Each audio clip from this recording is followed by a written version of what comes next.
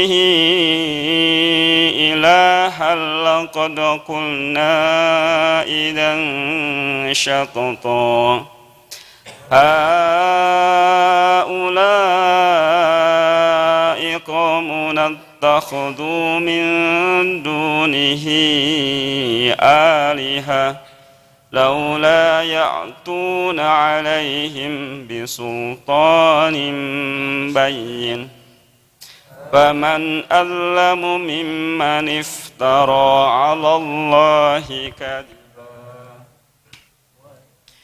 وإذ اعتزلتموهم وما يعبدون إلا الله فأووا إلى الكهف ينشر لكم ربكم من رحمته ويهيئ لكم من أمركم مرفقا صدق الله العظيم. Insyaallah ya, alhamdulillah sudah siap ya. Kami persilakan Ya, assalamualaikum warahmatullahi wabarakatuh. Alhamdulillahirabbil alamin.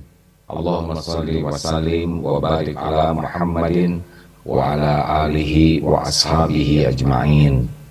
Semoga Allah yang mengatur segala-galanya, yang memiliki semua yang ada di langit dan di bumi, yang menciptakan kita, yang mengurus diri kita setiap saat, membuka hati kita agar yakin kepada Allah, karena keyakinan inilah nikmat terbesar dalam hidup yang bisa menjadikan seluruh hidup kita bisa menjadi ladang amal, buah dari keyakinan.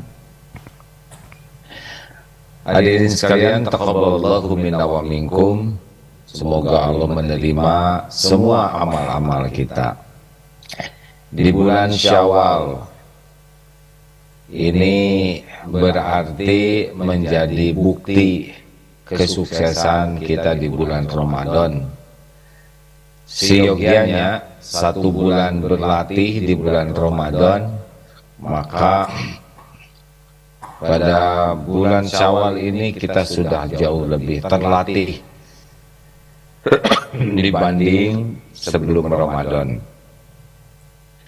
Di antara semua yang paling prioritas adalah seperti sabda Nabi, man shoma Ramadana imanan wahtisaban ghufira lahu ma taqaddama min dzambi. Ini penting ya.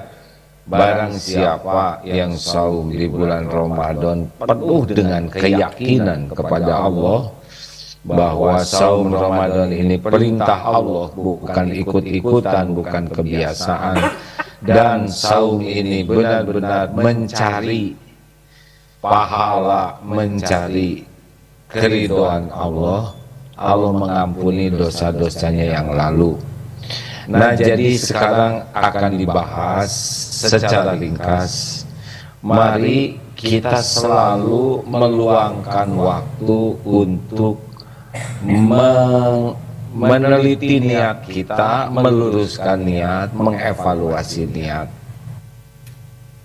Karena yang diterima oleh Allah hanya yang mencari keridhaannya. Tauhid inilah yang menjadi ilmu terpenting dan amal terpenting.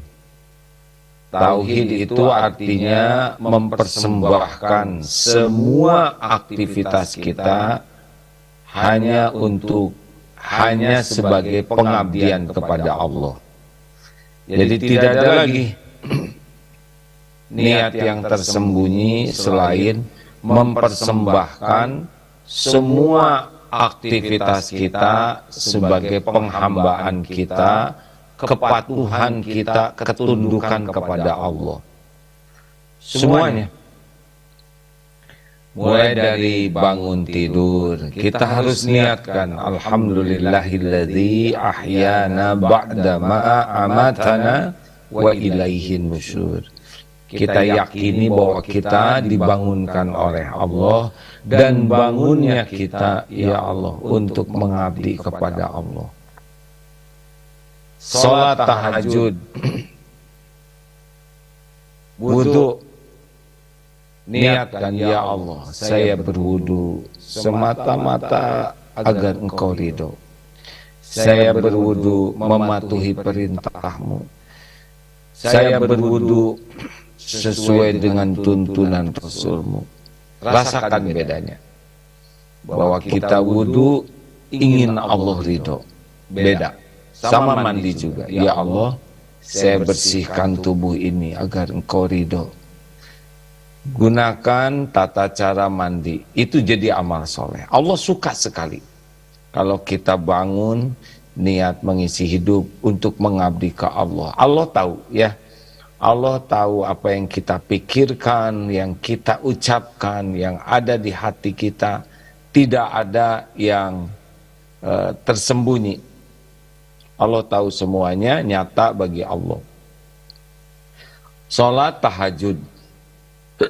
Jangan diniatkan tahajud supaya lunas hutang, tahajud supaya dapat jodoh, tahajud supaya dapat pekerjaan, tahajud supaya rumah tangga sakinah. Jangan.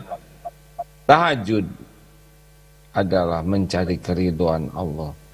Ya Allah, saya bangun, saya tahajud, saya salat semata-mata agar Engkau ridho.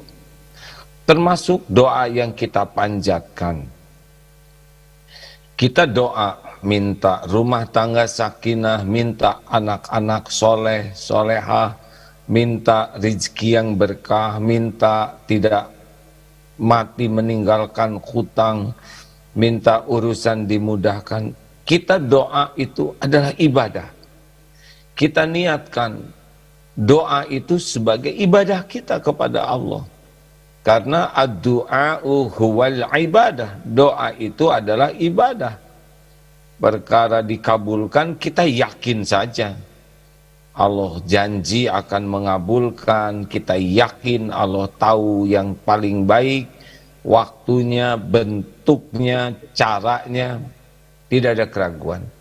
Tapi yang paling penting doa kita itu adalah diniatkan ibadah. Pengabdian kepada Allah.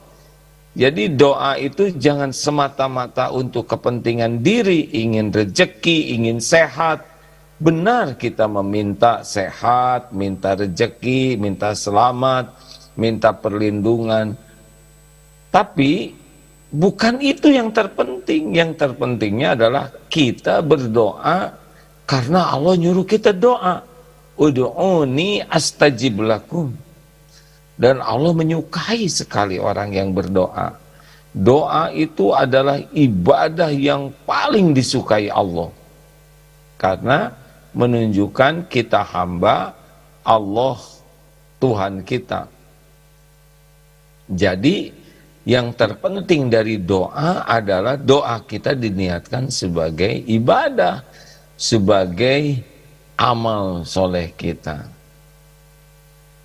Jangan ragu-ragu ya bahwa Allah memberi kepada kita jauh sebelum kita bisa berdoa, dan lebih banyak pemberian Allah kepada kita yang tanpa kita minta bahkan tak terpikir oleh kita. Jadi jangan sampai lupa bahwa doa itu adalah ibadah. Ad-du'a'u huwal ibadah. Hadis lain, doa mukhul ibadah, saripatinya ibadah. Walaupun hadis ini sebagian ulama mengatakan lemah, tetapi berkaitan dengan yang lain. Memang sholat itu juga doa. Makanya rekan-rekan sekalian, niatkan doa itu sebagai ibadah. Makan ibadah. Kita makan bukan karena lapar, bukan karena ingin menikmati makanan, tapi diniatkan, ya Allah saya makan. Semoga makanan ini menjadi penguat pengabdian saya kepadamu. saya makan, semoga makan ini jadi amal soleh. Tidak akan mencela makanan, tidak mau makan yang haram. Demikian pula minum, minum bukan haus. Memang haus, tapi kita niat minum sebagai amal soleh, penguat ibadah kita.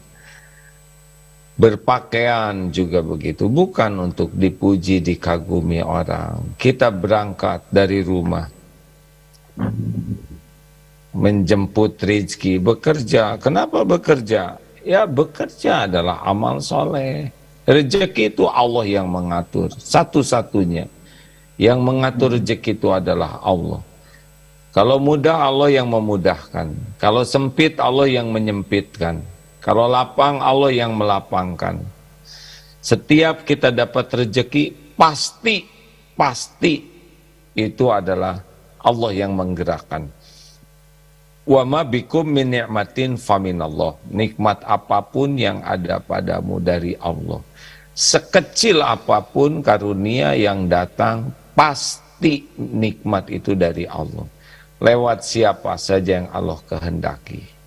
Nah, sebetulnya musibah bagi kita ketika kita mendapatkan karunia Allah, kita tidak ingat bahwa ini dari Allah. Kita hanya menganggap makhluk sebagai sumber karunia. Makhluk itu digerakkan oleh Allah.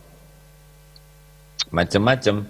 Ada yang jadi ujian, misalkan Allah sudah memberitahu makhluk ini adalah koruptor atau tidak halal, lalu memberi kepada kita, ya itu kita sudah tahu ilmunya, tidak diterima, ya ini ujian. Kalau toh jelas halal, ya kita bersyukur ke Allah, berterima kasih ke makhluk, balas dengan sempurna. Kalau tidak bisa dengan yang sebanding, minimal doa, dan doa sembunyi-sembunyi. Nah, karena doa sembunyi-sembunyi itu super mustajab, ya. Doa yang rahasia itu mustajab. Boleh kita beritahu doa, tapi ada doa yang misal kita dapat nikmat dari Allah lewat seseorang, kita harus mendoakan langsung. Kalau bisa kita balas dengan kebaikan apapun supaya kita tidak hutang budi. Tapi yang paling dahsyat adalah doa diam-diam, doa sembunyi-sembunyi untuk orang-orang yang jadi jalan kebaikan dari Allah. Karena doa sembunyi-sembunyi ini luar biasa mustajabnya, diaminkan oleh malaikat, dan malaikat pun mendoakan yang sama bagi kita. Jadi sama sekali kita tidak ada rugi mendoakan dengan maksimal, dengan ikhlas khusyuk, sebagai syukur kita kepada Allah atas dapat nikmat dari Allah lewat hamba-hambanya. Nah, rekan-rekan sekalian, ini semua aktivitas kita disaksikan oleh Allah. La in syakartum la azidannakum wa la in kafartum inna azabi lasyadid. Jadi luar biasa pentingnya nih bagi kita untuk meniatkan segala urusan kita jadi ibadah. Bisnis adalah ibadah. Bisnis, ya Allah, Engkaulah pembagi rezeki. Saya berbisnis semata-mata mencari keridhaan-Mu. Engkaulah satu-satunya yang membagikan rezeki. Tidak ada selain Engkau. Jadikan kesibukan saya ini menjadi amal yang Engkau terima. Tidak ada licik, tidak ada curang, tidak ada mengurangi timbangan, tidak ada janji palsu, tidak ada sumpah palsu, tidak ada triki, tidak ada strategi-strategi yang tidak baik. Lurus-lurus saja. Karena Allah satu-satunya yang membagikan rezeki. Diberi syukur, ditahan oleh Allah, sabar, diambil, ridho. Begitulah. Sambil tafakur, kenapa diambil oleh Allah? Mungkin belum bayar zakat. Mungkin sedekahnya tidak sebanding dengan yang Allah berikan kepada kita banyak hikmah. Nah, demikian rekan-rekan sekalian. Terus niatkan mencari keridhaan Allah. Ngantar anak, bukan supaya anak balas budi ke kita, tapi ngedidik anak, memuliakan anak adalah amal soleh kita. Anak-anak adalah ciptaan Allah, amanah Allah, kita niatkan sebagai amal ibadah kita. Demikian pula berbakti ke orang tua. Bukan karena itu ibu saya, ibu sudah susah. Ya, itu benar secara manusiawi. Tapi kita berbakti ke orang tua adalah kita niatkan sebagai ibadah, amal soleh. Ya Allah, saya berbakti kepada orang tua semata-mata mencari keridhaan-Mu. Hanya agar Engkau ridho. Masya Allah. Mudah-mudahan dengan seperti itu semuanya jadi dibimbing oleh Allah. Karena memang walladzina jahadu fina lanahdiyannahum subulana.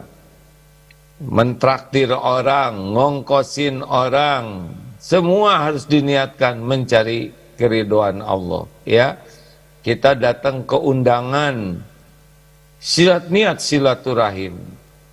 Kita ke sana, kita di undangan benar-benar jangan hanya ingin makan, tidak, kita niatkan, ya Allah, saya berusaha membahagiakan orang yang mengundang. Memenuhi undangan adalah hak muslim kepada muslim. Jadi luar biasa kalau semua diniatkan lillahi ta'ala. Termasuk belajar. Kita baca Quran, gak ada kita ingin disebut hafiz, hafizoh, qori, qori'ah, enggak ada. Kita ingin setiap huruf yang kita baca dari Al-Quran, Allah ridho, Allah menerima. Mau hafal, mau susah hafal, mau cepat tidak mudah ingat, tidak apa-apa, ngapalin terus. Baca terus, karena tiap orang beda-beda pemberian Allahnya, ya. Demikian pula bersedekah, nolong orang, hanya mencari keridhaan Allah. Tidak usah nunggu terima kasih, tidak usah nunggu orang membalas budi, tidak ada. Yang kita cari, ya Allah, saya bersedekah karena Engkau, semoga Engkau ridho. Udah puncak itu. Nah, hadirin sekalian, luangkan waktu untuk terus-menerus, luangkan waktu. Ini saya mau olahraga. Apa, ya Allah? Saya niat berolahraga. Semoga Engkau ridho, ya Allah. Tubuh ini saya berusaha sehat, agar sehat saya bisa mengabdi kepadamu. Ya, tinggal disesuaikan nanti. Orang yang mencari keridhaan Allah, Allah akan membimbing. Ingat Al-Ankabut 69, ya. Walladzina jahadu fina lanahdiyannahum subulana. Dan orang-orang yang sungguh-sungguh mencari keridhaan Allah, Allah benar-benar menunjukkan jalan-jalannya. Semua jalan milik Allah. Allah tahu apa yang terbaik. Kalau kita mencari keridhaan Allah, Allah akan bimbing kita. Tidak bisa dibandingkan, tapi sekarang ada Google Map, ada Waze, ya. Kita sungguh-sungguh aja dengan mesin ditunjuki. Apalagi kepada Allah penguasa yang maha tahu segala-galanya. Demikian sahabatku sekalian, ini adalah sekedar untuk mengingatkan inti dari sebuah amal adalah niat. Salah niat tidak jadi amal, tidak diterima. Bahkan niat yang salah bisa menjadi bencana bagi kita. Kita sudah tahu betapa banyak orang yang menjadi nelangsa gara-gara salah niat. Mudah-mudahan ada hikmah dan manfaatnya, dan Ustadz Fahrudin bisa melanjutkan, ya. Pastikan saja semuanya meluangkan waktu untuk meluruskan niat, dan dipastikan hanya satu yang kita niatkan, mencari keridhaan Allah. Boleh juga mencari pahala akhirat, boleh. Ini bagian dari keikhlasan. Mudah-mudahan kita semua termasuk orang-orang yang mukhlisin dan akhirnya menjadi mukhlasin, yang sudah mendarah daging dalam hidup kita hanya mencari keridhaan Allah. Allahumma inna na'udzubika min an nusyrika bika syai'an na'lamu wa nastaghfiruka lima la na'lamu. Ya Allah, kami berlindung kepadamu dari menyekutukan Engkau dengan apa-apa yang kami tahu, dan kami mohon ampun padamu dari apa-apa yang kami tidak tahu. Amin ya rabbal alamin. Mohon maaf. Assalamualaikum warahmatullahi wabarakatuh. Alhamdulillah. Bismillahirrahmanirrahim.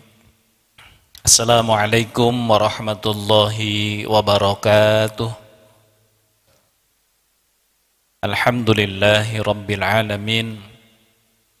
Alhamdulillahi rabbil alamin. Allahumma salli ala sayyidina Muhammadin wa ala alihi wa sahbihi ajma'in. Subhanaka la ilma lana illa ma 'allamtana innaka antal alimul hakim. Bapak Ibu yang baik, marilah kita doakan guru kita Agim yang sedang berjuang berdakwah. Mudah-mudahan beliau senantiasa dilindungi oleh Allah, dibimbing oleh Allah, menjadi jalan sebanyak-banyaknya hamba Allah, semakin mengenal Allah, semakin dekat dengan Allah Subhanahu wa taala. Ala hadiniyah al-Fatihah. A'udzu billahi minasyaitonir rajim. Bismillahirrahmanirrahim. Alhamdulillahi rabbil alamin arrahmanir rahim maliki yaumiddin. Iyyaka na'budu wa iyyaka nasta'in. Ihdinas shiratal mustaqim. Shiratal ladzina an'amta 'alaihim ghairil maghdubi 'alaihim waladdallin. Amin. Bapak Ibu yang baik, Ramadan adalah Syahrul Riyadhah, bulan pelatihan. Apa targetnya? Allah sebutkan di dalam Al-Quran, la'allakum tattaqun. Surat apa? Al-Baqarah ayat 183. Ayat ini sering disampaikan oleh para ustadz dari mulai tanggal 1 Ramadan sampai selesai Ramadan ya. Di dalam Al-Qur'an Allah menyebutkan ada 38 ciri-ciri orang yang takwa. Dan ini tercantum dalam 12 surat di dalam Al-Qur'anul Karim. Jadi kalau dari 38 ini dijelaskan sampai terperinci, mungkin semalaman tidak selesai ya.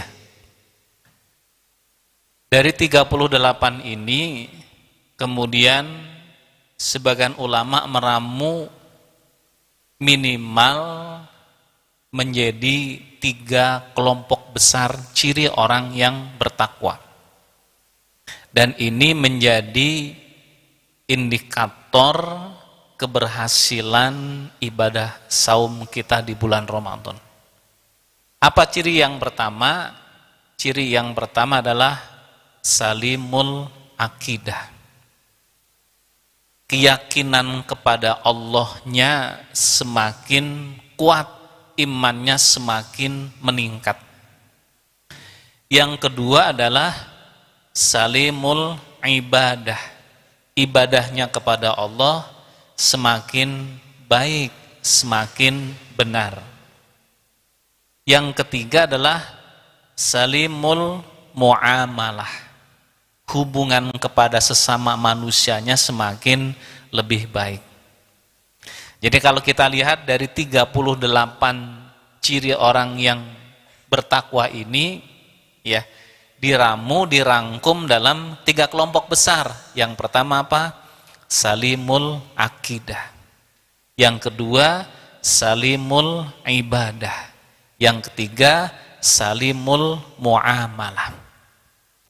Yang pertama, tadi kita sudah mendapatkan ilmu dari guru kita Agim kaitannya dengan ilmu tauhid.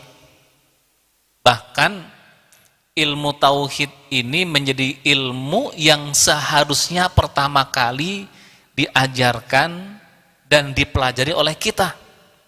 Awwalu wajibin alal insani ma'rifatun ilahi bistiqani. Ilmu yang pertama kali harus kita pelajari adalah ilmu tauhid. Ilmu yang harus kita ajarkan kepada anak-anak kita adalah ilmu tauhid. Luqmanul Hakim mengajarkan, ya bunayya la tusyrik billah inna syirka la zulmun adim. Jadi yang diajarkan ilmu tauhid. Nah, kadang-kadang kita, nak, nanti kalau sudah besar pingin jadi apa, nak? Jadi dokter. Kenapa pingin jadi dokter? Biasanya yang kebayang oleh anak kita apa? Kalau jadi dokter, mobilnya bagus, rumahnya bagus, uangnya banyak, pakaiannya mentereng, dan lain sebagainya. Lebih cenderung melihat profesi seseorang kenapa? Dunianya, aksesorisnya. Jarang ada dokter datang ke tempat prakteknya pakai sepeda ontel yang zaman dulu, ataupun naik motor yang butut campur dorong sekali-kali. Nah, masuk dalam memori, oh kalau jadi dokter itu jadi banyak uang, enak, sehingga anak itu langsung pengen jadi dokter. Dikejar lagi, nak kenapa pengen jadi dokter? Pernah ada yang menanya ke anaknya? Coba sekarang nanti, nak kenapa pengen jadi dokter? Karena saya pernah tanya ya ketika ada anak-anak, cung yang kalau nanti sudah besar pengen jadi dokter, angkat tangan. Sini dek. Kenapa pengen jadi dokter? Ya Ustadz, kalau jadi dokter enak. Mobilnya bagus, rumahnya bagus, uangnya banyak. Kok tahu uangnya banyak? Mungkin, kan gitu ya. Karena rumahnya bagus, mobilnya bagus, mungkin uangnya banyak kan. Oh begitu. Dan dari anak-anak yang mengatakan pengen jadi dokter, nggak ada satupun yang mengatakan saat itu ya. Saya dengan anak-anak, acara anak-anak, yang mengatakan supaya saya dipilih oleh Allah menjadi jalan kesembuhan bagi saudara-saudara saya, saudara kita yang sakit, nggak ada. Berarti memori yang ada dalam anak kita ketika berbicara ingin jadi dokter masih ya, karena hubungannya dengan duniawi. Tentu saja tidak salah, boleh profesi apapun, tapi ditambahkan oleh kita sebagai orang tuanya, nak, kamu pingin jadi apa, nak? Pingin jadi dokter, Pak. Kenapa ingin jadi dokter? Supaya gini-gini. Nah, tambah nak. Supaya menjadi jalan kesembuhan bagi saudara-saudara kita yang sedang diuji sakit. Ditambahkan ilmu tauhidnya. Kan la tusyrik billah inna syirka la dzulmun adzim. Ilmu yang pertama kali harus kita pelajari adalah ilmu tauhid, ilmu mengenal Allah. Ilmu yang paling mahal adalah ilmu itu. Bahkan dalam qawaid asy-syar'iyyah disebutkan fa'lam annal ibadata la tusammal ibadah illa bitauhid kama annas sholata la tasihus sholata illa bitthaharati. Ini kaidah yang kedua, ada 4 ya. Kaidah yang kedua adalah fa'lam annal ibadata la tusammal ibadah illa bitauhid kama annas sholata la tasihus sholata illa bitthaharati.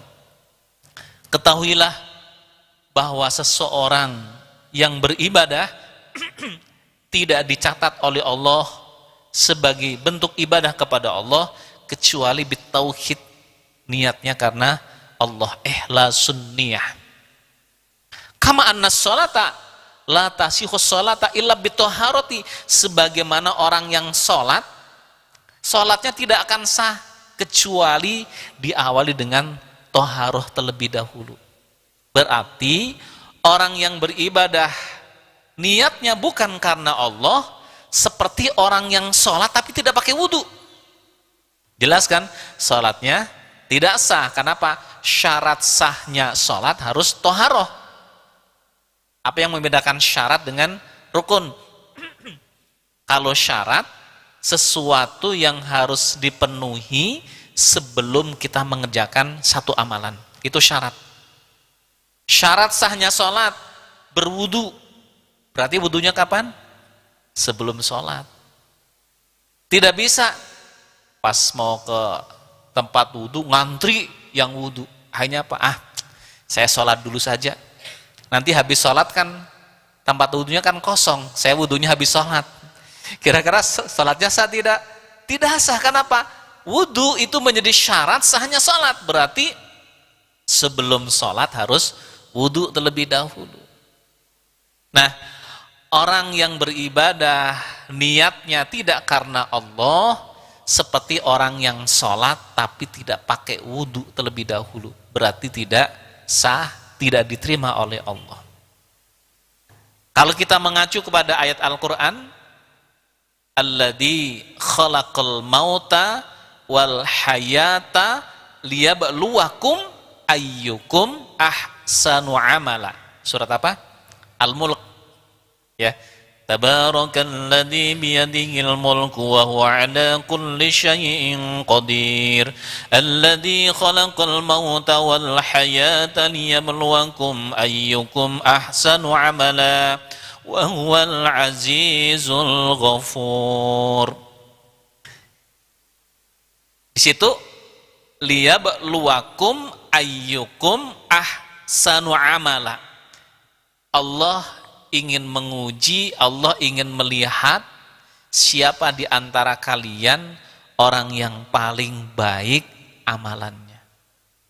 Bukan aktsaru amala, orang yang paling banyak amalannya, tapi orang yang paling baik amalannya. Nah, para ahli tafsir menjelaskan amalan yang baik itu yang seperti apa? Satu, amalan yang dilakukan dengan ilmu. Yang kedua, amalan yang dilakukan dengan ikhlas. Yang ketiga, amalan yang dilakukan dengan mutaba'ah. Contoh sesuai dengan contoh Rasulullah SAW. Berarti minimal 3 ini. Jangan pernah berhenti untuk belajar. Nih, kita selama ini sholat, pelajaran sholat yang kita dapatkan dulu waktu kita masih kecil. Ya, ada yang ngaji di masjid, praktek sholat, bacaannya rame-rame, kan begitu ya. Habis sholat dikir rame-rame, hafalnya hafal di situ. Kata orang Jawa itu apal cangkem. Tapi ilmunya, apakah yang kita lakukan itu sudah sesuai dengan contoh Rasul ataupun belum, kita belum cek. Jangan-jangan selama ini kita taklid. Apa taklid? Mengikuti pendapat orang lain dan kita tidak tahu dasarnya. Contoh, Pak, kenapa kok ketika sholat membaca surat Al-Fatihah? Jawabannya apa? Ya, guru saya dulu mengajarkan kalau sholat itu harus baca surat Al-Fatihah. Ataupun, oh biasanya saya mendengar kalau sholat itu pada baca surat Al-Fatihah. Tapi ketika dikejar, tahu nggak dasarnya kenapa kita baca surat Al-Fatihah? Tidak semua orang tahu. Tidak semua memberikan jawaban. Kenapa baca surat Al-Fatihah? Ya, karena saya pernah membaca dalam sebuah hadis, Rasulullah SAW menyampaikan, la sholata liman lam taqra bi fatihatil kitab. Tidak sah sholat seseorang yang tidak membaca suratul Fatihah. Nah, itu kan kalau yang pertama tadi adalah guru saya, mbah saya, orang tua saya.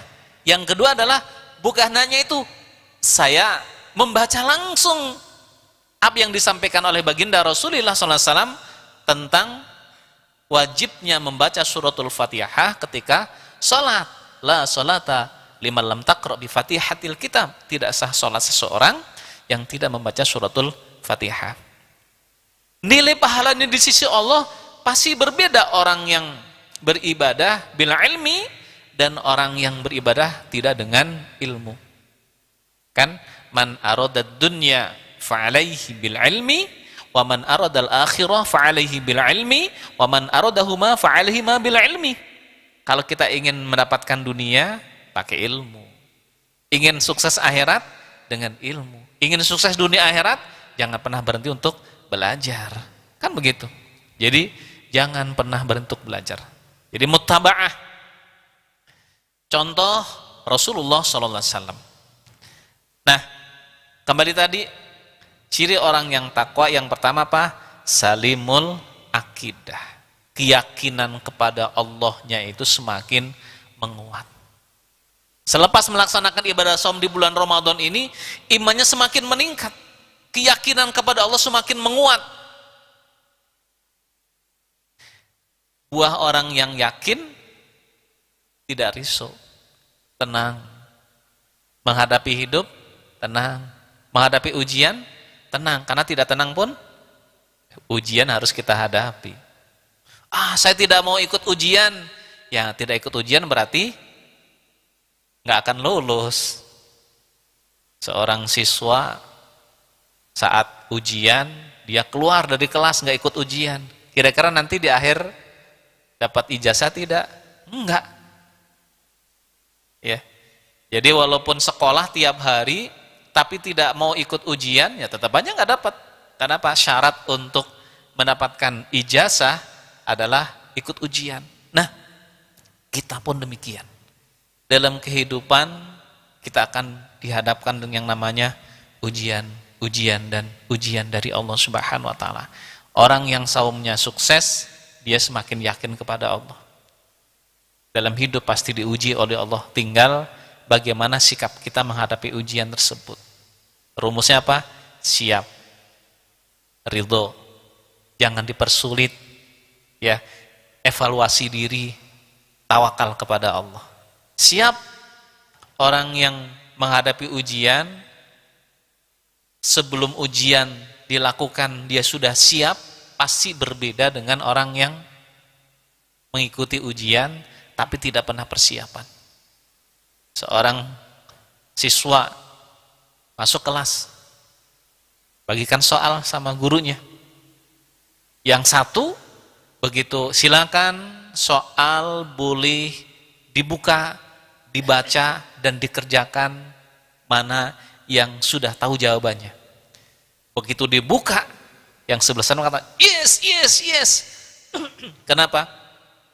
Begitu dibuka ternyata jawabannya sudah kebayang semuanya, tinggal menuangkan saja. Yang sebelahnya begitu dibuka senyum sedikit. Kenapa? Setengah dari soal belum tahu jawabannya. Sebelahnya lagi cemberut. Kenapa? Dari 10 soal hanya 1 soal yang tahu jawabannya. Sebelahnya lagi boro-boro tersenyum, keringet dingin semuanya keluar. Kenapa? Pas dibuka nggak ada satupun dari 10 soal yang tahu jawabannya. Deretan sama, soalnya sama, kemudian pelajaran juga sama, waktu mengerjakan sama, guru yang mengajarkan sama, buku referensinya sama, tapi yang satu sanggup yes, yang satu senyum sedikit, yang satu senyumnya berhenti tidak dilanjutkan. Kenapa? Hanya 1 jawaban yang tahu, yang satu mau pingsan, keringat dingin keluar semuanya. Kenapa yang ujung itu senyum yes? Karena sudah tahu jawabannya. Nah, dalam kehidupan salah satu yang harus kita persiapkan adalah kita siap menghadapi ujian yang Allah berikan kepada kita. Yakin kepada Allah. Makanya kalau di ilmu tauhid kita bahas, kita pelajari yang namanya ada tauhid rububiyah, tauhid uluhiyah, tauhid asma was sifat. Tauhid rububiyah itu artinya apa? meyakini dengan sepenuh hati bahwa Allah Subhanahu wa Ta'ala yang menciptakan alam semesta, Allah yang menciptakan setiap diri kita, Allah yang mengurus total setiap diri kita. Tubuh kita total diurus oleh Allah. Nih, yang memberikan cairan mata kita Allah. Ini, mata kita bisa berkedip itu bukan hiasan. Antum kedip-kedip itu bukan hiasannya. Ini karunia dari Allah. Coba kalau tidak bisa berkedip. Pernah ada, kita melihat ada sahabat kita yang tidak bisa berkedip? Ada kan? Biasanya apa? Penglihatannya diambil oleh Allah. Ya. Ini suatu saat ada jamaah yang datang di bawah ketemu dengan saya. Beliau cerita, Ustadz, saya diuji oleh Allah, mata saya ini tidak bisa memproduksi cairan mata sesuai dengan kebutuhan. Terus gimana? Setiap 1 jam sekali saya harus kasih cairan tambahan, tetes. Kang, kalau tidak ditambah gimana? Kalau sudah 1 jam itu mata sudah mulai gatel. Semakin gatel, sakit, tapi begitu dikasih tetesan cairan langsung ces, enak lagi. Kata dokter gimana? Ya, karena mata saya itu tidak bisa memproduksi cairan sesuai dengan kebutuhan. Suatu saat tanya ke dokter Awan Buana, dokter spesialis mata yang ada di Darut Tauhid. Dok, cairan mata ini yang ada dalam mata kita itu fungsi apa? Beliau menyampaikan, ini seperti oli bagi mesin. Bayangkan kalau misalkan kita punya kendaraan, motor ataupun mobil, olinya dikuras, kemudian dihidupkan, apa yang terjadi? Bisa rusak, hancur kan gitu mesinnya. Kenapa? Nggak ada pelumasnya. Nah, cairan ini adalah untuk membersihkan mata kita, bersih, terus ya bersih. Makanya kan kalau bangun tidur biasanya apa? Ada meteor yang nempel di sini. Apalagi kalau 1 harian kita berada di tempat yang mungkin banyak debu dan lain sebagainya. Pasti bangun tidur di ujung sini ada meteornya. Bahasa Inggrisnya apa? Cileh. Kenapa? Dibersihkan itu, kotorannya dipinggirkan. Subhanallah, Allah yang ngurus semuanya itu. Kalau kurang repot, kebanyakan juga repot. Diatur oleh Allah kapan saatnya cairan tersebut keluar, dan kapan saatnya cairan itu tidak keluar banyak. Kan nggak bonafit, nangis, meraung-raung, air matanya nggak keluar. Giliran lagi duduk tiba-tiba air matanya keluar, kan itu kebalik kan begitu. Subhanallah, Allah yang ngurus total itu semuanya. Nih, tangan kita bisa bergerak, ada persendian ini. Total ada berapa? 360 sendi. Kalau kita membaca dalam hadis, ya, ada 360 sendi. Kalau nggak percaya, silakan hitung sendiri-sendiri kan ya. Kalau saya daripada suruh ngitung, mendingan percaya saja. 360 sendi. Semua bisa bergerak dengan nyaman, enak. Kenapa? Karena setiap sendi itu ada cairannya. Kalau cairannya berkurang, kan tulang ketemu dengan tulang, sakit. Suatu saat silaturahim ke alumni PMK, dirawat di rumah sakit. Ditanya, Bunda, apa yang dirasakan? Ini, lutut. Apa kata dokter? Cairan yang ada dalam lutut ini tidak sesuai dengan kebutuhan.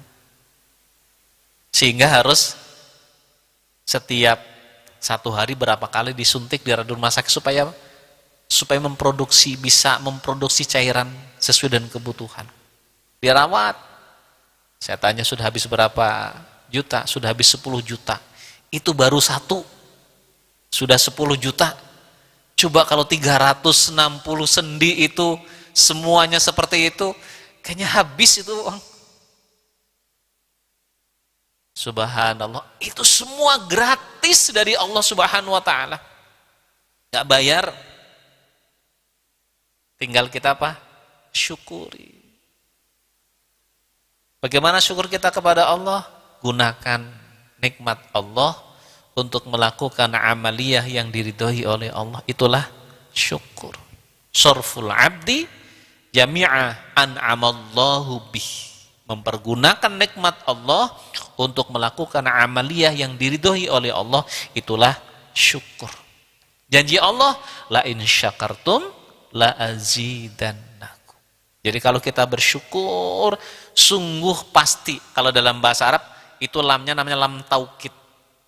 Lam taukid adalah lam yang digunakan untuk menunjukkan sesuatu yang sifatnya pasti, dikuatkan, pasti. Jadi lamnya taukid, nunnya juga nun taukid. Ada lam dengan nun, dua-duanya nun taukid, lam taukid jadi satu, menunjukkan sesuatu yang tidak mungkin tidak, berarti pasti. Jadi kalau kita bersyukur, sungguh pasti akan ditambah oleh Allah. Nah, tambahnya itu jangan dibayangkan kemudian ukurannya dunia. Kalau bersyukur gajinya jadi naik, belum tentu. Mungkin secara dunianya tidak bertambah, tapi kenikmatan-kenikmatan yang lainnya ditambah oleh Allah. Yang misalkan catatannya di Lauh Mahfudz sakit, jadi sehat. Kenapa? Karena syukur kepada Allah Subhanahu wa taala. Itu yang pertama. Jadi salimul akidah. Yang kedua adalah salimul ibadah. Ciri orang yang Ramadannya sukses adalah ibadahnya semakin lebih baik, meningkat. Nah, meningkatnya ibadah seseorang itu kita tidak bisa mengukur dengan peningkatan ibadah orang lain. Kan kadang-kadang kita ketika mengukur diri kita ataupun mengukur orang lain itu dengan ukuran kita. Seperti ginilah, Kang, sepatu nomor berapa? 43. Hah? 43? Saya aja hanya nomor 38. Ya kan masing-masing beda-beda kan gitu. Kalau saya pakai 43 ya bisa kakinya nggak bisa jalan kan. Ukurannya masing-masing. Orang yang dulunya min 5 menjadi 1 itu sudah peningkatan. Orang yang tadinya 10 menjadi 11 meningkatnya 1. Makanya Allah Maha tahu apa yang kita niatkan dan kita lakukan. Yang penting adalah kita tingkatkan. Dan termasuk Bapak Ibu yang baik, kita coba evaluasi selepas Ramadan ini. Tidak sedikit di antara kita selepas Ramadan banyak amalan-amalan yang nurunnya itu terjun bebas. Misalkan Ramadan sholatnya tepat waktu. Selesai Ramadan karena kita shopping, swimming, apalagi hacking, hanya apa? Sholatnya kelewat. Terjun bebas itu berarti. Mangkana yaumuhu khairan min amsihi fahuwa rabihun. Barang siapa yang hari ini lebih baik daripada hari kemarin, termasuk orang yang beruntung. Mangkana yaumuka amsi, barang siapa yang hari sama dengan hari kemarin, maka fahuwa khasirun, termasuk orang yang rugi.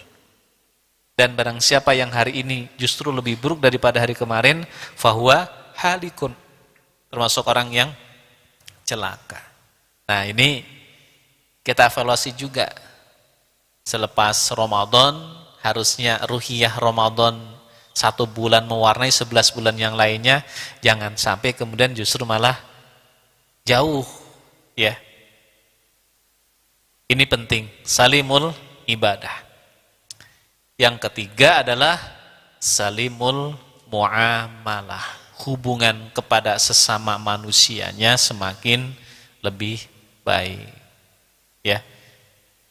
Dengan tetangganya semakin baik. Bahkan termasuk yang didoakan oleh malaikat Jibril tatkala baginda Rasul selesai melaksanakan sholat id yang diamini oleh Rasulullah, salah satunya adalah, ya Allah, jangan Engkau terima ibadah dan puasa seorang hamba yang tidak saling memaafkan antara yang satu dengan yang lainnya.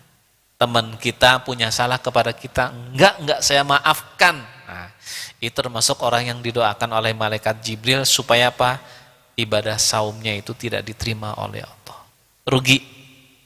Salimul muamalah. Hubungan kepada sesama manusianya semakin lebih baik.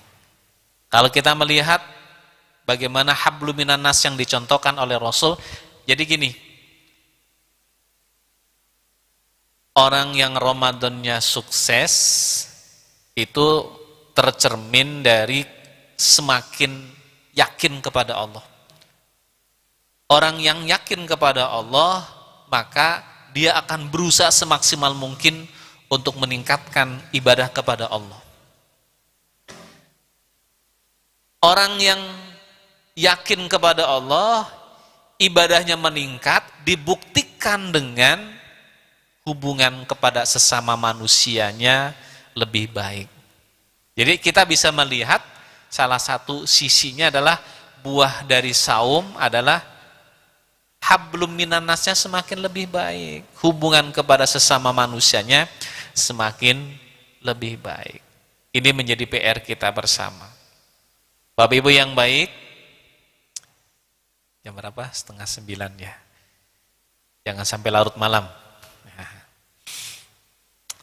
Terakhir Bapak Ibu yang baik, selama Ramadan banyak amalan-amalan yang sudah kita lakukan. Dan kita berusaha semaksimal mungkin agar amalan yang kita lakukan selama Ramadan ini juga bisa kita lakukan di 11 bulan yang lainnya. Ataupun istiqomah dalam ketaatan kepada Allah. Rumus istiqomah itu ada 5. Yang saya sebut dengan 5M. 5M itu bukan 5 miliar ya.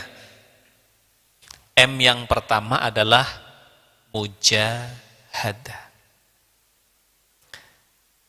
Apa artinya mujahadah? Punya tekad yang kuat. Orang yang punya tekad yang kuat menghadapi sesuatu yang berat akan menjadi ringan. Tapi kalau yang tidak punya tekad yang kuat, sesuatu yang ringan menjadi berat. Mendaki tebing. Bagi saya, karena tidak punya tekad untuk mendaki tebing, begitu, nggak jadi aja ah. Tapi bagi orang-orang yang memang dunianya di situ, dan dia punya tekad yang kuat untuk sampai di atas, walaupun sampai di atas langsung apa? Celek. Menancapkan bendera, itu sudah puas sekali. Bisa mendaki, dan yang tidak bisa dilakukan oleh semua orang. Kenapa? Karena punya tekad yang kuat. Mau pergi kemana? Jalannya nanjak terus. Masih jauh enggak? Masih 5 kilo lagi. 5 kilo lagi, balik aja lah. Balik. Tapi bagi yang punya target, punya tekad yang kuat, saya harus sampai di lokasi. Walaupun jalannya nanjak, enggak apa-apa. Tapi hujan licin, enggak apa-apa. Kenapa? Pasti karena punya target, punya tekad yang kuat. Sama. Siapa yang selepas Ramadan tetap menjaga kualitas ibadahnya kepada Allah? Jawabannya adalah orang yang punya target, orang yang punya tekad yang kuat. Makanya rumus yang pertama apa? Mujahadah. Punya tekad yang kuat. Yang kedua adalah mu'ahadah. Apa? Mu'ahadah. Ingat janji kita kepada Allah. Apa janji kita kepada Allah? Janji kita kepada Allah akan mengisi hidup kita untuk beribadah kepada Allah. Alastu birabbikum qalu bala syahidna. Allah dalam Al-Quran surat Ad-Dariyah juga menjelaskan, wa ma khalaqtul jinna wal insa illa liya'budun. Jadi kita berjanji kepada Allah bahwa kita akan isi hidup kita untuk beribadah kepada Allah. Kalau janji kepada manusia saja kita ingin menepati, apalagi janji kepada Allah. Janji ketemu dengan Pak RT, oh siapa RT? Berusaha semaksimal mungkin. Masih di jalan, aduh macet, WA Pak RT, Pak RT mohon maaf saya masih di jalan, dan lain sebagainya. Kenapa? Ingin menepati janjinya. Nah, kalau janji kepada manusia saja kita usahanya seperti itu, apalagi janji kita kepada Allah harusnya lebih maksimal lagi. Yang pertama apa? Mujahadah. Yang kedua muahadah. Yang ketiga adalah muhasabah. Muhasabah itu artinya apa? Mengevaluasi diri, bekal apa yang sudah kita persiapkan. Kalau hari ini adalah hari terakhir kita, besok kita meninggal dunia, maka pertanyaan adalah, sudah cukup bekalnya ataupun belum? Kira-kira cukup belum? Kalau sudah cukup, saya mau telepon malaikat. Kita merasa belum cukup bekalnya. Makanya malam ini walaupun ngantuk, capek, ya nikmati. Kenapa? Ini bagian cara kita menyiapkan bekal kita kembali menghadap Allah. Kalau kita mengikuti keinginan, jam segini enaknya ngapain? Tidur. Bener tidur. Ya. Seharian beraktivitas, silaturahim kesana kemari, perut kenyang.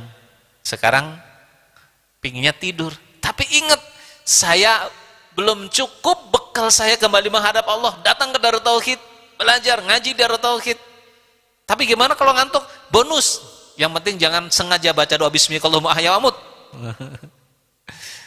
Kecuali kalau begitu duduk langsung Bismillahirrahmanirrahim ahya wa amut. Mangga silakan Ustadz kan gitu. Kalau yang begitu jangan dibangunkan ya, jangan dibangunkan. Bangunkannya nanti malam ya. Jadi muhasabah. Kita ingat bekal kita belum cukup. Yang keempat, satu apa? Mujahadah, muahadah, muhasabah. Yang keempat adalah muraqabah. Muraqabah itu merasa ditatap oleh Allah, dilihat oleh Allah, diperhatikan oleh Allah kapan saja dan di mana saja. Nih, kita sedang duduk seperti ini, Allah Maha menatap, Allah Maha melihat, Allah Maha memperhatikan, Allah Maha tahu upaya dan usaha kita yang kita lakukan selama ini, termasuk malam ini. Allah tahu kalau tubuh kita itu sudah aduh capek, Allah Maha tahu itu. Makanya semakin kita berat menghadapi sesuatu, semakin besar pahala di sisi Allah. Yang ngantuk, udah program cara langsung dicubitin sendiri kan supaya ngantuknya hilang, itu kakinya selonjor kanan kiri kan gitu. Silakan yang selonjor nggak apa-apa, tenang ya. Karena udah begitu. Ini benar sisa-sisa waktu kita hari ini, sisa tenaga kita, energi kita sudah habis dari pagi sampai sore. Nggak apa-apa. Allah Maha tahu kok. Bukan kesengajaan kita, bukan, tapi memang kemampuan kita seperti ini. Nah, kita merasa dilihat oleh Allah, ditatap oleh Allah. Dan yang terakhir adalah mu'aqabah. Berani memberi sanksi. Ini di zaman Rasulullah, para sahabat berlomba-lomba ketika Rasul menyampaikan ayat Al-Quran ataupun Rasul menyampaikan hadis-hadisnya, para sahabat mereka berlomba-lomba untuk mengamalkannya. Ketika Rasul menyampaikan ayat masalul ladina yunfikuna amwalahum fi sabilillah kamasali habbatin ambatat sab'a sanabila fi kulli sumbulatin mi'atu habbah wallahu yudha'ifu liman yasha wallahu wasi'un 'alim. Perumpamaan orang yang menginfakkan hartanya di jalan Allah seperti orang yang menanam satu benih. Dari satu benih itu menumbuhkan 7 tangkai. Dari masing-masing tangkai menghasilkan 100 buah, berarti 1 menjadi 700. Masih ditambah pernyataan, wallahu yudha'ifu liman yasha. Allah masih akan melipat gandakan pahala bagi orang yang dikehendaki. Artinya apa? Semakin ikhlas, maka semakin besar pahalanya. Bukan hanya 700, tapi lebih dari itu. Ketika Rasul menyampaikan ayat tersebut, para sahabat berlomba-lomba untuk memberikan hartanya kepada baginda Rasul, digunakan di jalan Allah Subhanahu wa taala. Ada yang semuanya dikasihkan. Ya Rasul, saya menyerahkan seluruh harta saya untuk jihad di jalan Allah. Diterima oleh Rasul. Datang lagi orang kedua, ya Rasul, saya pun demikian. Diterima oleh Rasulullah setengahnya. Datang lagi orang ketiga, ya Rasul, saya juga ingin menyerahkan semuanya. Diterima sepertiganya. Dan seterusnya. Kenapa? Allah juga mengingatkan. Ya. Jadi kalau kita memberikan sesuatu, jangan semuanya. Kenapa? Wal yahsyal ladina law taraku min khalfihim dzurriyyatan di'afa khafu 'alaihim. Dan hendaklah kamu khawatir kalau meninggalkan keturunanmu dalam keadaan lemah, lemah iman, lemah secara ekonomi. Sehingga Rasul juga menegaskan meninggalkan keturunan dalam keadaan mampu itu lebih baik daripada meninggalkan keturunan dalam keadaan lemah. Sehingga diterimanya sepertiga. Abdurrahman bin Auf semuanya. Kenapa? Rasulullah tahu Abdurrahman bin Auf dikenal seorang sahabat yang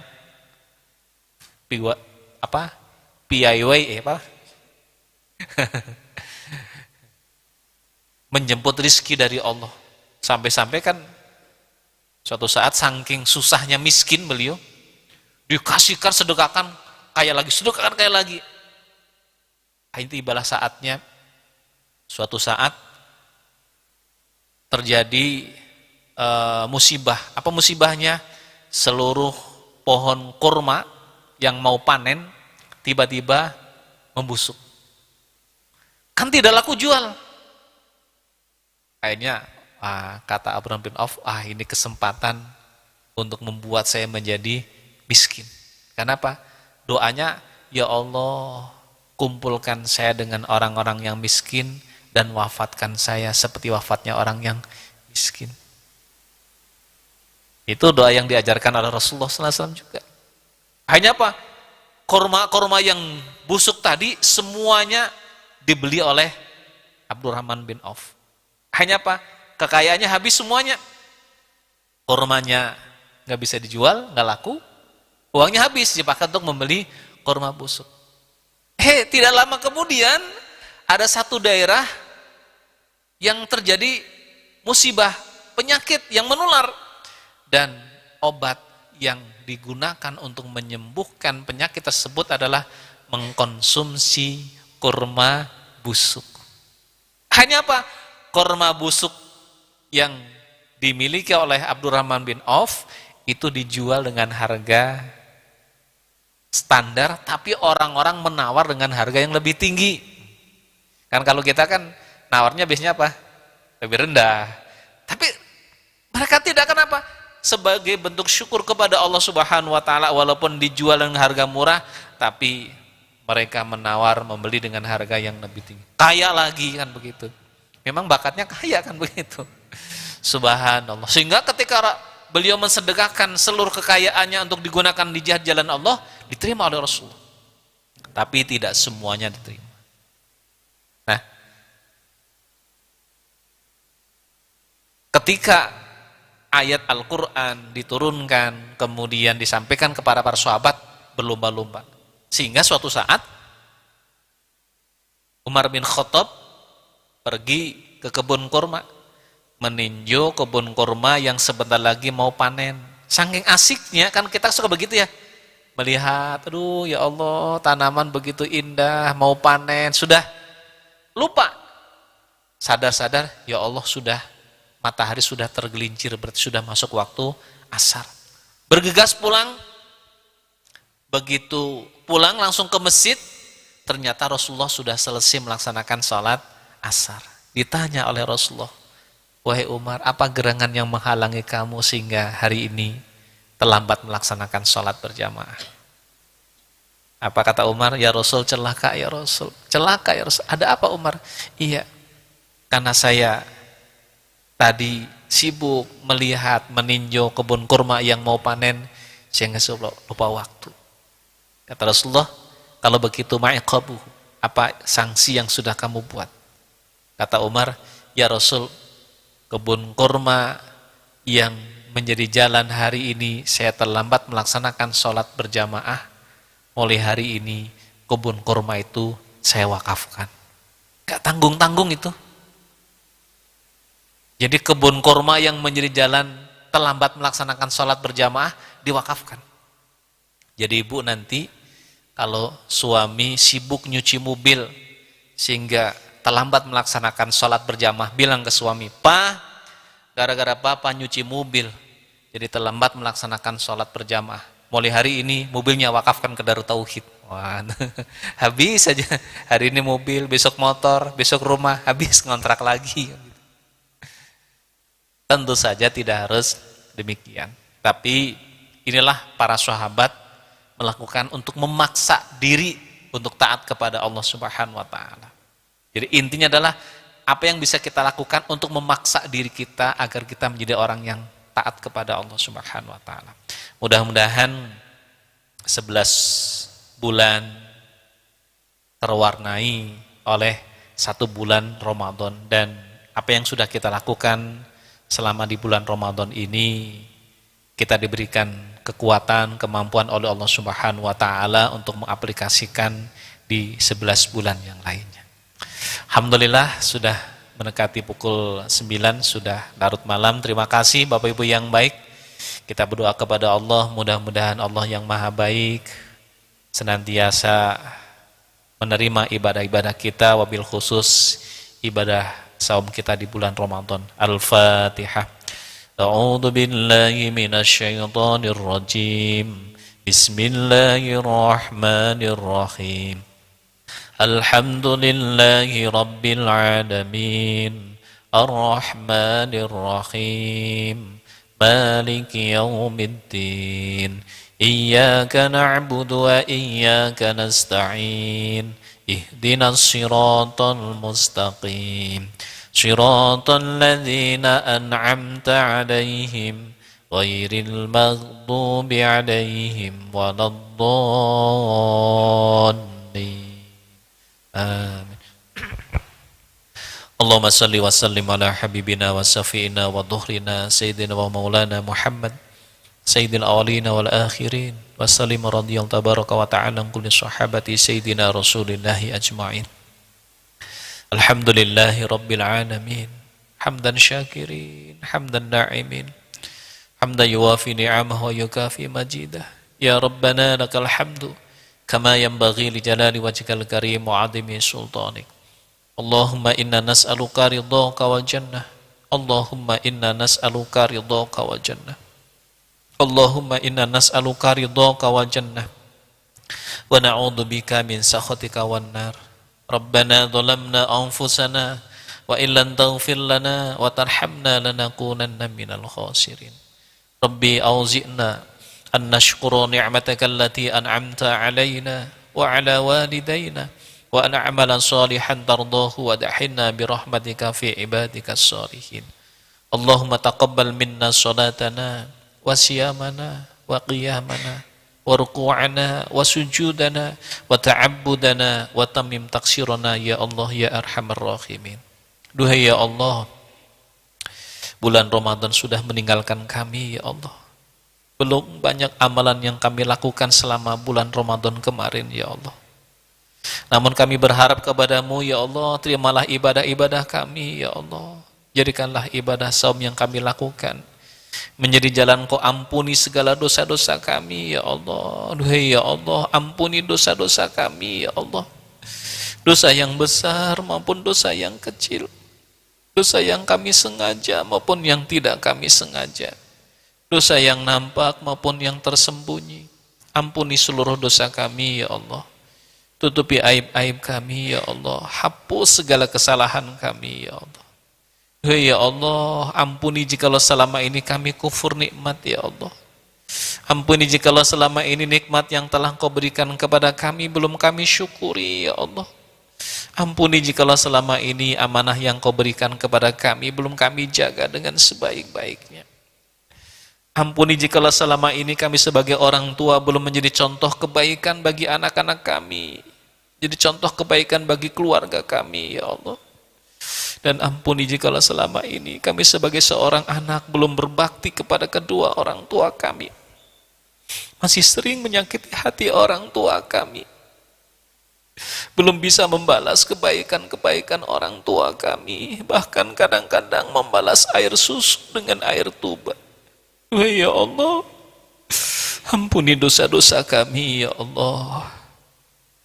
Ampuni pula dosa orang tua kami, baik yang masih hidup maupun yang sudah meninggalkan kami. Bagi orang tua kami yang masih hidup, ampuni dosa-dosanya, ya Allah. Sehatkan lahir batinnya, mudahkan segala urusannya, lapangkan rizkinya, ya Allah. Jika kelak ajal menjemputnya, golongkan menjadi orang-orang yang husnal khotimah. Duhai ya Allah, bagi orang tua kami yang sudah meninggalkan kami, ampuni dosa-dosanya, ya Allah. Terimalah segala amal solehnya, lapangkan kuburnya, ya Allah. Mudahkan hisabnya, jadikanlah alam kuburnya sebagaimana beliau di taman surgamu, ya Allah. Kumpulkan kami dengan orang tua kami kelak di surgamu, ya Allah. Duhai ya Allah, jadikanlah kami semua anak-anak yang soleh, solehah, anak yang menjadi jalan kedua orang tua kami selamat dunia akhirat, ya Allah. Rabbana dhalamna anfusana wa illam taghfir lana wa tarhamna lanakunanna minal khasirin. Duhai ya Allah, muliakan kedua orang tua kami, ya Allah. Muliakan kedua orang tua kami, ya Allah. Balaslah setiap kebaikan yang beliau lakukan kepada kami, ya Allah. Allahumma aftah lana hikmataka wansur alaina rahmataka min khazaini bi rahmatika ya arhamar rahimin. Duhai ya Allah, undang kami semua ke tanah suci-Mu, ya Allah. Jamu kami semua di tanah suci-Mu, ya Allah. Berikanlah kesempatan kepada kami untuk bisa sujud di Baitullah-Mu, ya Allah. Berikanlah kesempatan kepada kami untuk bisa ziarah ke makam kekasih-Mu, baginda Rasulullah sallallahu alaihi wasallam. Allahumma salli ala Sayyidina Muhammadin salatan tuballighuna biha hajja baitikal haram wa ziyarata habibika Muhammadin sallallahu alaihi wasallam bil madinatil munawwarati fi sihatin wa afiyatin wa bulughil maram wa ala alihi wa sahbihi wa barik wa sallim. Allahumma inna nas'alukal huda wat tuqa wal afafa wal ghina. Rabbana dhalamna anfusana wa illam taghfir lana wa tarhamna lanakunanna minal khasirin. Allahumma inna nas'aluka husnal khatimah. Allahumma inna nas'aluka husnal khatimah. Allahumma inna nas'aluka husnal khatimah wa na'udzubika min su'il khatimah.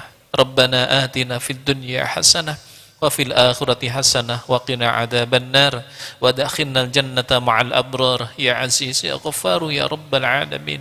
Sallallahu ala sayyidina Muhammadin wa ala alihi wa sahbihi wa barik wa sallim. Subhana rabbika rabbil izzati amma yasifun. Salamun alal mursalin walhamdulillahi rabbil alamin. Alhamdulillah, terima kasih Bapak Ibu yang baik. Mudah-mudahan perjuangan kita, perjuangan Bapak Ibu malam hari ini hadir di Darut Tauhid ini menjadi amal soleh dan menjadi bekal kita agar kita menjadi orang yang selamat dunia akhirat. Amin, Allahumma amin. Mohon maaf atas segala kekurangannya, dan saya atas nama pribadi, atas nama lembaga, atas nama pesantren menyampaikan taqabbalallahu minna wa minkum siyamana wa siyamakum minal aidina wal faizin. Mohon dimaafkan atas segala kekurangan dan khilafan kami seluruh jajaran pengurus Yayasan Darut Tauhid. Terima kasih. Assalamualaikum warahmatullahi wabarakatuh.